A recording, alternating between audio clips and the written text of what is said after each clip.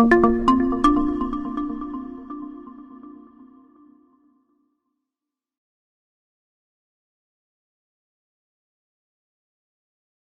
everybody. Welcome to the Academy of Insurance's webinar after show. I'm your host, George, and joining me today for the after show is our director, Mr. Patrick Gray, and today's instructor, Mr. Richard Faber. Today's webinar was evaluating risk quality. And Richard, welcome to the after show. I think this is your third after show, if I'm not mistaken. I think so. Thank you so much for your presentation today. Super informative. We really appreciate your help. And I know you've got an extensive background in underwriting and risk. Why is knowing how to evaluate risk quality important? Besides maybe on the payment side, like giving the insureds a break on the best payment. Like, what is the why do we need to know how to evaluate risk quality? Well, here's the point, and really probably the primary point that it all comes back to is good clients deserve more. They deserve better. Okay. Now, everybody can agree pretty much on that. Good clients deserve more and they deserve better. Lower premium, more services, any number of things. But the question is how do we figure out if it's really a good client? How do we figure out if they deserve those extra services or those lower premiums? Because I think I mentioned in the presentation, the goal is with our commercial client, well, probably commercial clients too, but a lot of that is more mechanical and automated. But the goal in dealing with our clients is getting to the fair or the correct price for people, treating them the right way. So, and then that boils down to, how do you figure out the right way? You can't do that without being able to figure out where they compare. Absolutely. So this was a first for us, I think, at the Academy. In the space of one class, mention was made of both the Cleveland Browns and the Ferengi. Yes. and you mentioned from Deep Space Nine and other Star Trek shows too. But so you showed the risk of the Browns. 2 years ago they were 0-16, and probably a lot of people would have liked a Ferengi to try out for quarterback then, because he might as well have. No, we had Ferengi playing for the Browns. Yes. And then last year they had a great year, relatively speaking. First time they made the playoffs in 20 years or something. Do you think they should give Baker? Is it too much risk giving Baker Mayfield an extension? I mean, he's got a couple more years. I know you're a fan, but you know what? I think you can't go wrong with quality people. In any organization, whether it's the Browns or the Cavaliers or the Red Sox or Tampa or whatever, you can't go wrong. Or even in the insurance company side of it, you can't go wrong with good people. And I'm going to digress here. The biggest problem that I had when I managed an underwriting department was getting good people. That was the biggest struggle, was to find good quality people. Now, a quarterback like Baker Mayfield, he's good. He's probably not a Tom Brady, or Joe Montana, but he's a good player, good quarterback, good arm, seems to lead the team. And I think the Cleveland fans respond to him too. So I think they ought to extend it. Okay. You never know what happens with injuries. He could get a career-ending injury. Academy, you heard it first. Extend Baker Mayfield from Richard Faber. Got it. Yeah. Well, thank you. Thank you for not waffling on that. We now have your take on that. Patrick, tremendous session today. What are your thoughts on the class today and the subject in general? Yeah, of course, I like anything that comes at a risk from an underwriting perspective. And it always thrills me when there's a reference to something else besides insurance.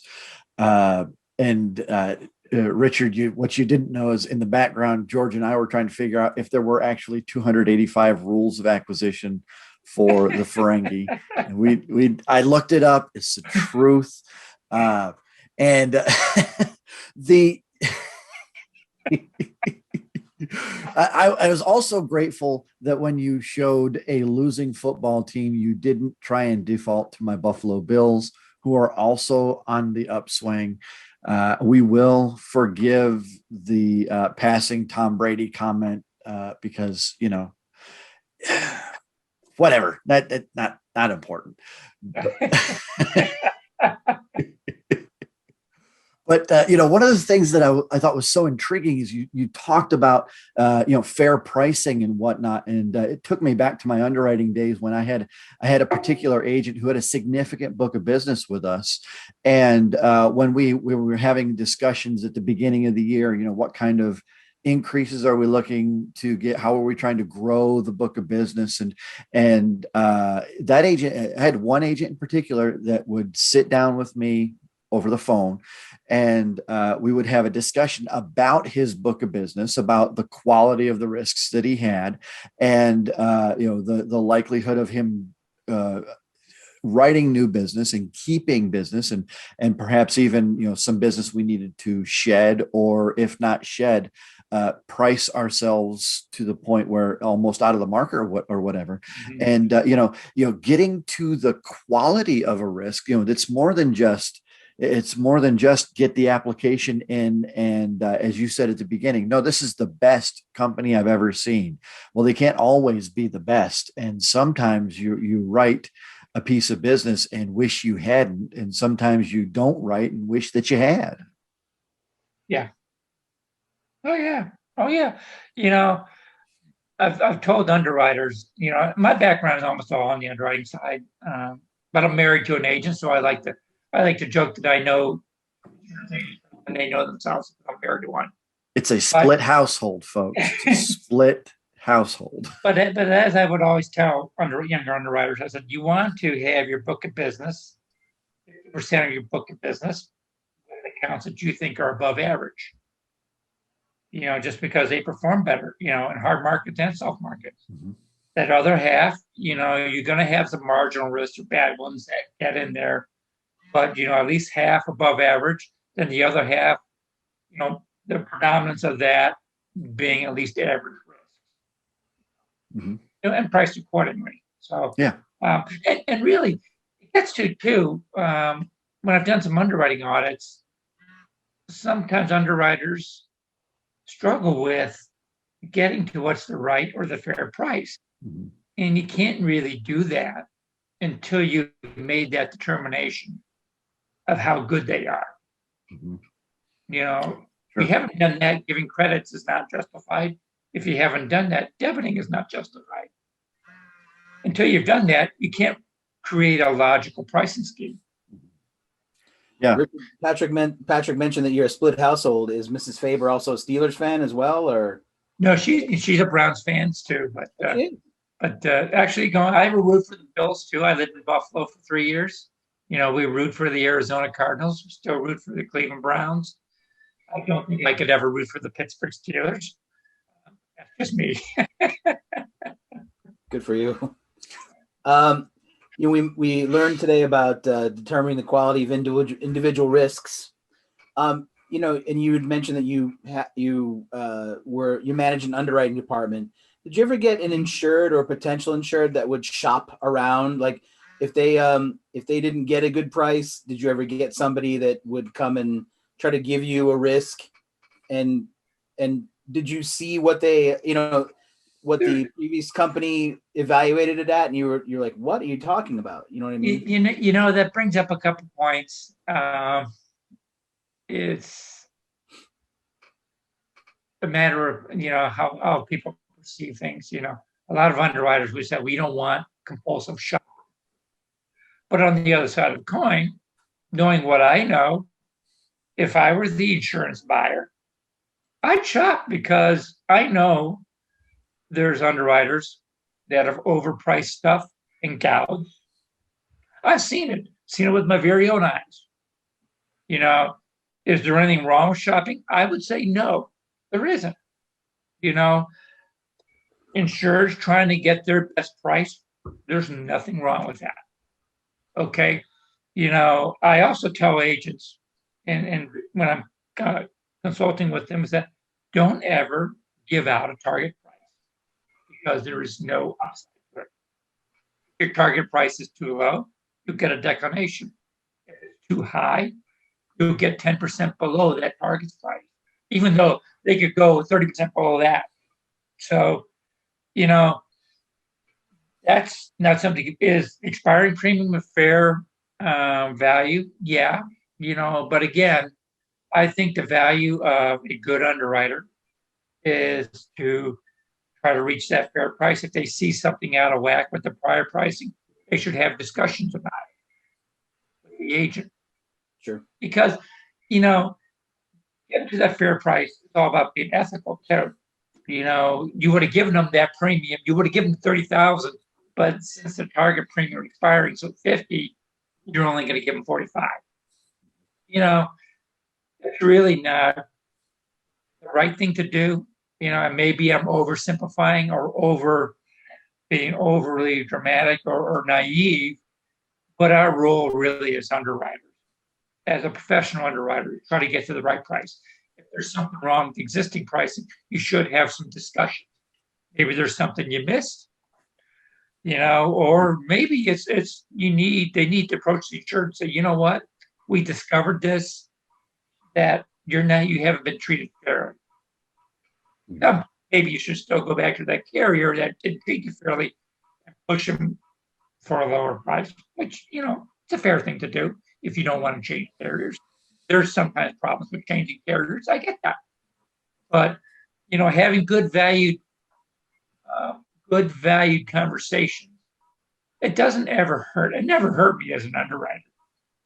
And I think I probably wrote more business because I had those conversations with agents than I did just trying to get that extra, you know, 10 or 15% on a single account.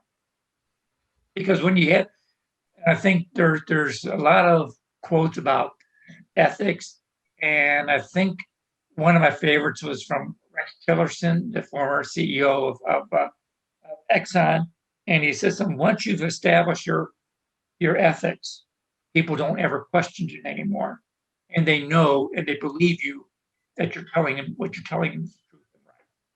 So, you know, you get to that point, and actually a lot of things become easier. It becomes easier writing the business because as an underwriter, I had a lot of people just sending me new business because they wanted to write it with me. So in today's class, Patrick, we had references to the Cleveland Browns, D Space Nine, the Ferengi, and now to wrap up the after show, a quote, a pearl of wisdom from Rex Tillerson, of all people. So excellent stuff. Patrick, this week we're laden with lots of insurance education quality as we normally are, but can you tell us anything about workers' compensation insurance basics, or better yet, tell us about our upcoming class on Thursday helmed by Frank Panaccio, workers' compensation insurance basics? What can we expect from that class? Yeah, well, you know, with this class, you know, Frank did this for the first time last year, I think it was. And I thought he did such a great job, and that it was so well received that we needed to do it again. You know, it never hurts to go back to the basics. It never hurts to get a place to level set people and get them the easy stuff. And, you know, even for somebody who's been around the block more than once, somebody who's been in the industry, maybe even working in workers' comp for a long time, it never hurts to get the simple stuff, the stuff that you already thought you knew, but maybe forgot or didn't remember quite right. So, you know, getting those basics in the workers' comp space. This was the workers' comp class I wished that the Academy had when I came on board, because workers' comp is not my forte. It's not my biggest exposure with workers' comp prior to coming here was having an agent on the phone telling me, look, our workers' comp premium went up 45%. We need to do something with the PNC to get it down. Well, that's quite an endorsement for that. This is the class that Patrick wishes he had when he was coming up in the insurance industry. So very cool.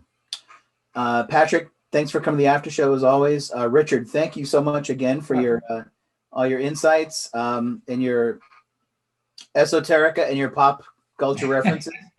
Always appreciate it. And on behalf of everybody, this is George saying take care, and we will see you at the next webinar and the next after show. Have a great day. Take care, everybody.